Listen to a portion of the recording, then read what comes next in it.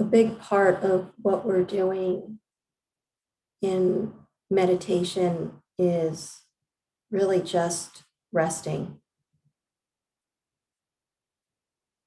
because most of us have a compulsive conditioning to fill up all the space and time with activity. A big part of meditation is just being really intentional about pausing. And so it's not so much about what happens in meditation or what it means or doing it right or following a particular technique. It's just really giving the time and the space for the nervous system to digest what just happened until now, until before the meditation. And this will appear as thoughts or as emotions, which we will think is not supposed to be happening. And we will add a layer of interference and controlling sometimes to make it be a particular way. But really, what we're practicing is getting out of the way and letting the body return to homeostasis.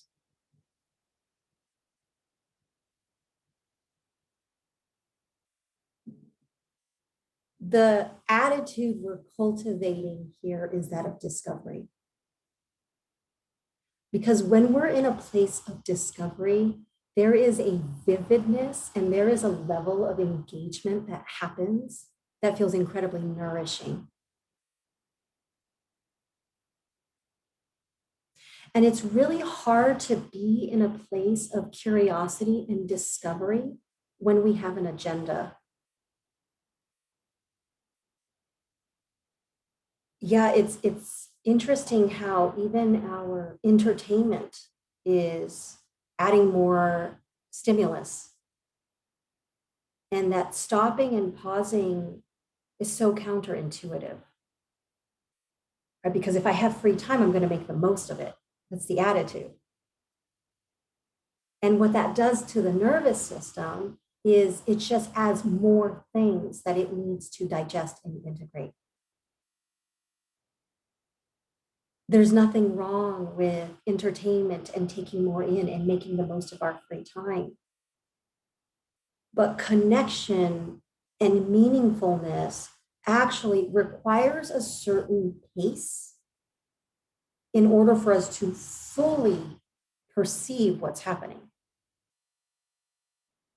If it's going too fast, we can't absorb our experience. And there's a feeling of something distant or something lacking, or it's not a full connection. There's a slight dissatisfaction to it. And the compulsion is, well, I'm going to do more then, right? Because I want to increase the intensity of this or the vividness of this. So I'm going to up whatever it is that I was doing, and I'm going to put more in there. And while it might increase the intensity, it doesn't necessarily increase connection, because the nervous system has a threshold for how much it can absorb. And that threshold has to do with the volume of what we're receiving, as well as intensity.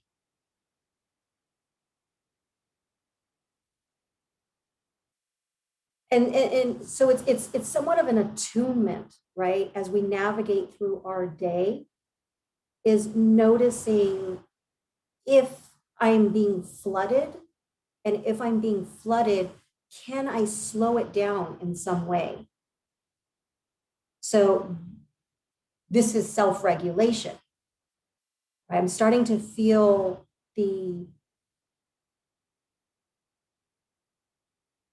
not anxiety, but the intensity is increasing to the part of just going a little over threshold. And so I slow it down, or I take a pause and I stop completely. When I'm rested and there's interest and curiosity, following that, allowing myself to become saturated with that experience, feel the connection. It's almost like doing a yoga pose that requires balance. If I were to do the tree pose, or like hold one leg up against the other leg, like a number 4, right? And I'm just holding there. The body is constantly adjusting. It's not just standing still. There's all of these micro movements. Or even if you're standing now and you're doing standing meditation, what you'll notice is as your eyes are closed, the body is making these micro adjustments. And it can because it has enough space and time to do so. We're not adding things to it.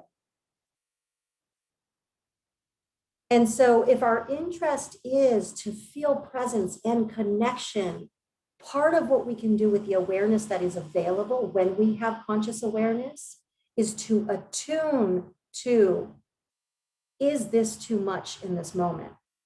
How can I resource my nervous system so that it has higher capacity to be with what's happening? And oftentimes that just means slowing down or pausing.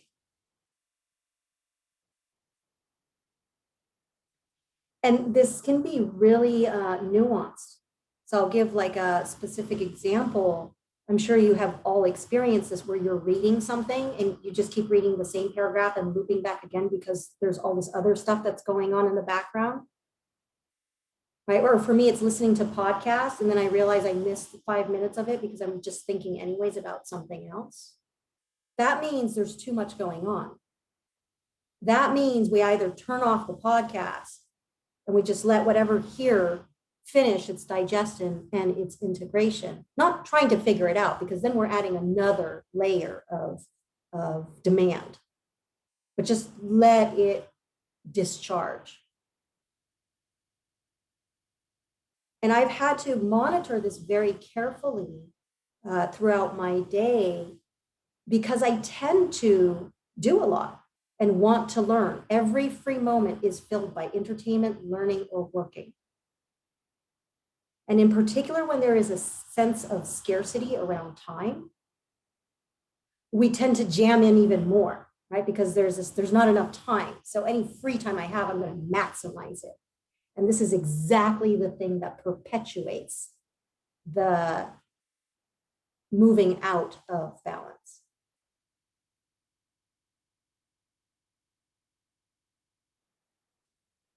And when we have an agenda, our attention is already narrow, right? We're already fixated around a certain outcome.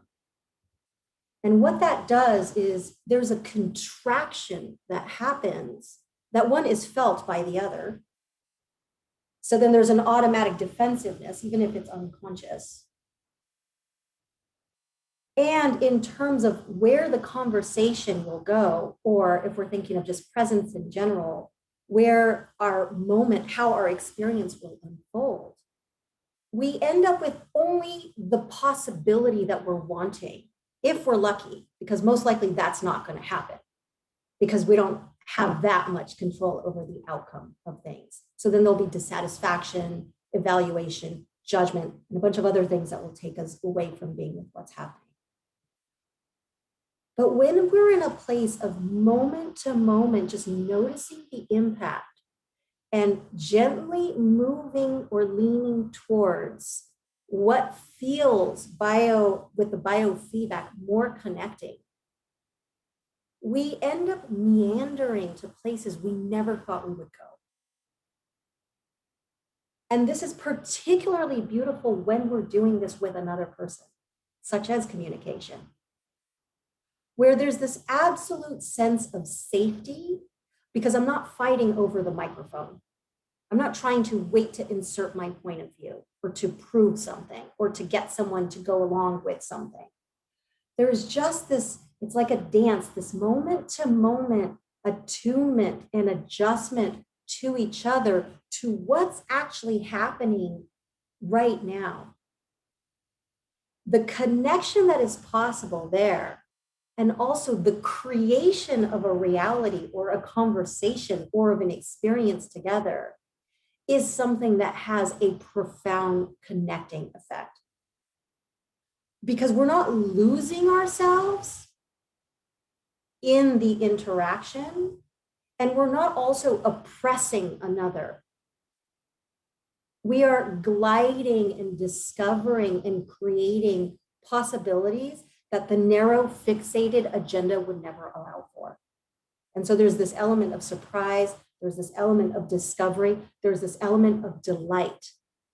And that tends to further perpetuate, because we're getting that feedback and we like that feedback. It further perpetuates the container of presence and safety. And it's incredible where that can go. Whether that's solo, we're doing that solo with having a moment with ourselves without forcing ourselves to follow an agenda or to even follow through with one thing we decided to do. So I decided I was going to prune the tree, and I go out there and I look at the tree and I'm not feeling it. I could just walk away. I'm not feeling it. Why am I going to go forward with it? The organism, the biofeedback is saying no. So that self-attunement also starts to develop a connection with the entirety of our organism. So that it's not mind fighting with body. It's mind wanting to know body, which is giving feedback and communicating to mind what is wanted. And there is this merging that is possible. There's this integration, there's this self-connection that is possible. That feels like a homecoming. Because we're at the optimal place. We're collaborating versus competing with different facets of ourselves. And this self-connection actually can be so deep that there is no loneliness. There is no need of another in that moment. I'm not saying for independence. I'm just saying there's a satiation that happens, or a cessation of dissatisfaction. Because remember, we said our chronic state, background state, there's always that little tinge of dissatisfaction that will surface up. Right? We try to fix it and it's good for a moment, and then dissatisfaction surfaces up again. But when there is that union between the mind and the body, and I'll just add the heart, right? These parts that we've fragmented, but they're just, I don't want to get too cognitive about it. They're just different categories. But when there is a union of the different parts of ourselves, when there is the integration, there's completion. And that completion feels like relief, because it's actually the thing that is driving most of our behavior, or most of our actions moment to moment, is that seeking of completion. We don't know of what, right? We don't know why is there this chronic dissatisfaction going on in the background. And we keep trying these different things. And when there is that connection, that self-connection, and also connection to what's happening around us, there's cessation of that dissatisfaction. Because now we are integrated.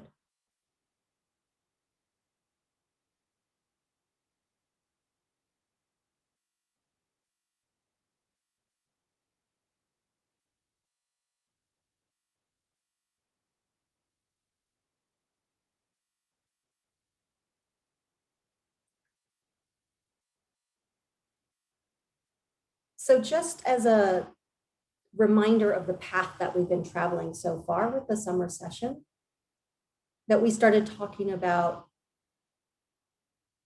that awareness, conscious awareness, or mindfulness, or presence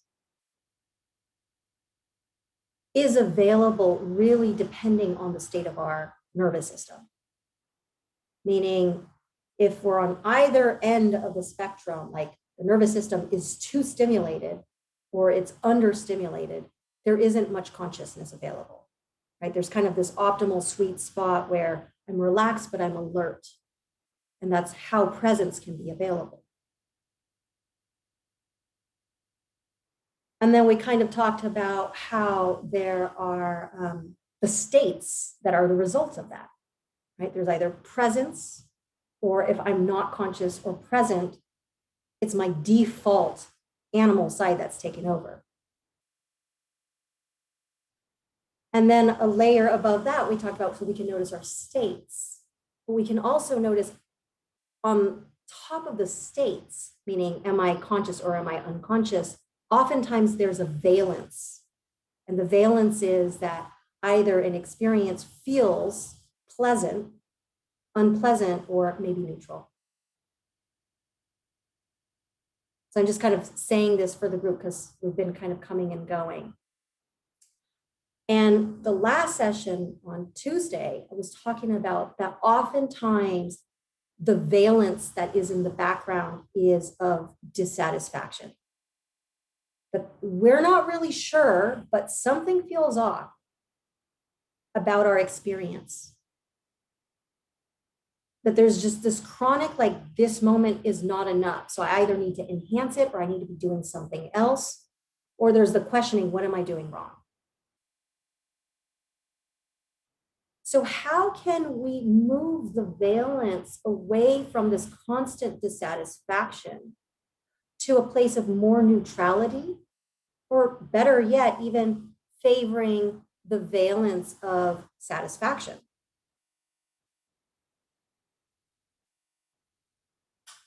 That's like the $1 million question. How, actually? You might notice this in the meditation. When we are embodied and in the sensory, what happens to the valence of your experience?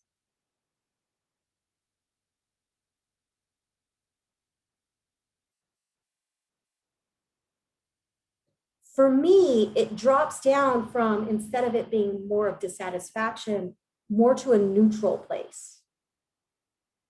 It's just less charged. Do you guys have that experience when you're in sensory? So that's one way.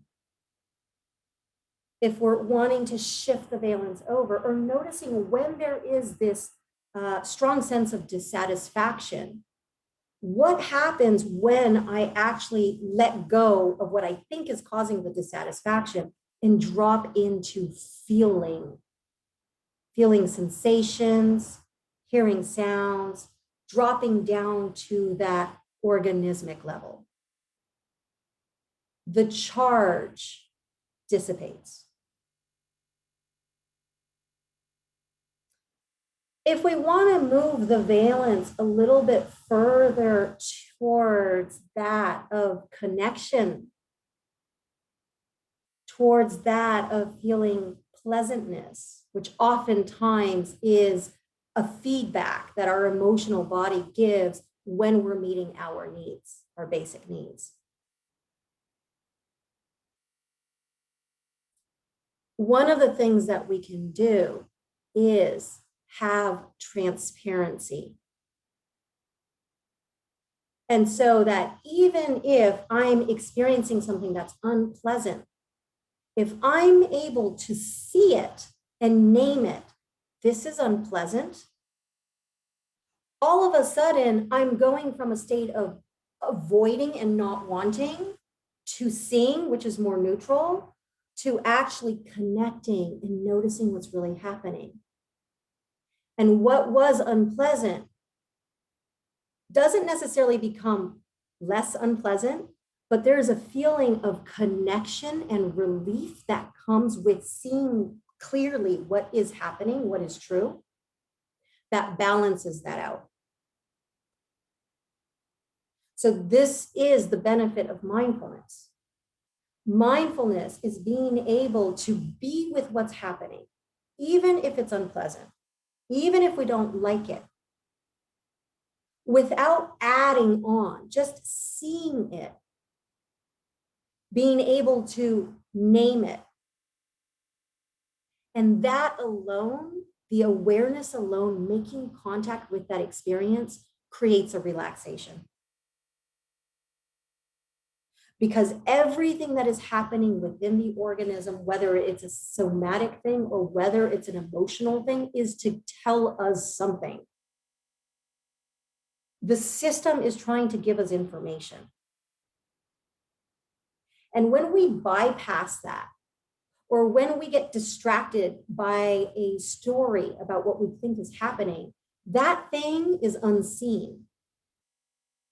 That thing does not get to discharge, does not get to complete, and will continue to resurface. In our conditioned state, we will continue to suppress or try to fix, but we're still missing what's underneath. And so the valence moves really as a result of connection, as a result of presence. And if I were to technify this, come up with steps of what you can do, it would be something like notice the state of the nervous system. Are you on overdrive? Slow things down. Pause. Give the time and space for your organism to try to reach homeostasis on its own. As it reaches more homeostasis, more awareness, conscious awareness will become available. There will be clarity. You will be able to see, pinpoint what's actually happening. And in the seeing and allowing yourself to be with it, there is more of an opening and there's more of a connection and there's more of a dissipation of the valence. Now, of course, bringing support and resources in is important. And that support and that resource is being in your sensory, emotional body. That is what gives us the equanimity. That is what gives us the home base or the safety for us to experience whatever it is that we're experiencing.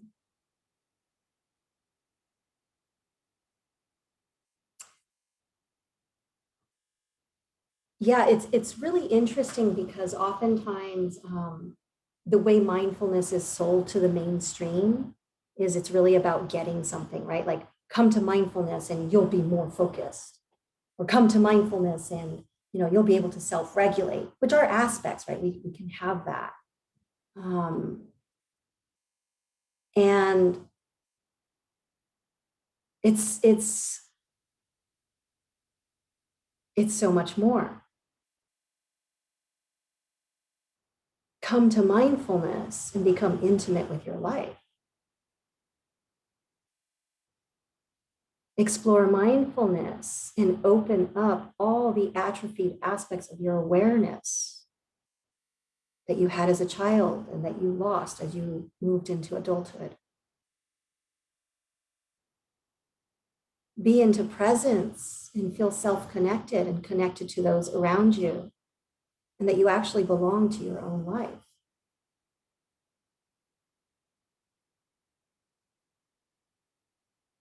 Watch the mind and realize that it's constantly fabricating experiences that we believe and we get lost in.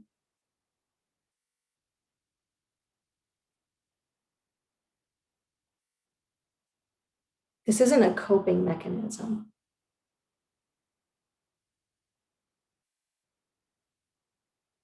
This is waking up from the sleepwalking we've been doing for a long time because we've been mostly in habit or conditioning.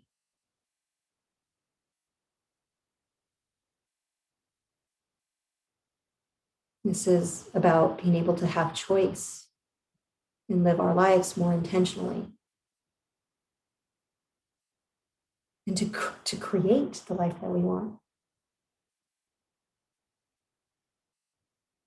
So enjoy watching within your own life how awareness unfolds, And notice the conditioning kicking back in when you start getting stressed or activated, and what happens then, and what the results and the impact of that are. And notice what your strategy is around discomfort or dissatisfaction. Again, just noticing it. The only thing we need to do is to notice. Our organism will do everything else.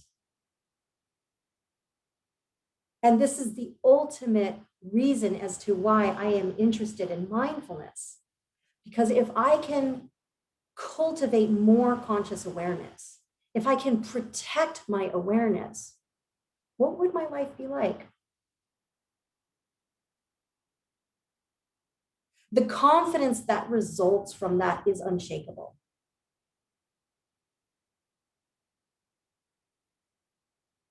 That is safety. Safety is having that confidence. And it's something that naturally emerges through exposure. There is no shortcut to this. There's no YouTubing it. There's no watching books or taking classes. We have to experience. We have to expose. We have to make mistakes. We have to be frustrated. All of these things are just part of the process that make it possible for us to have the life that we want to have. So radical inclusion of even the dissatisfaction.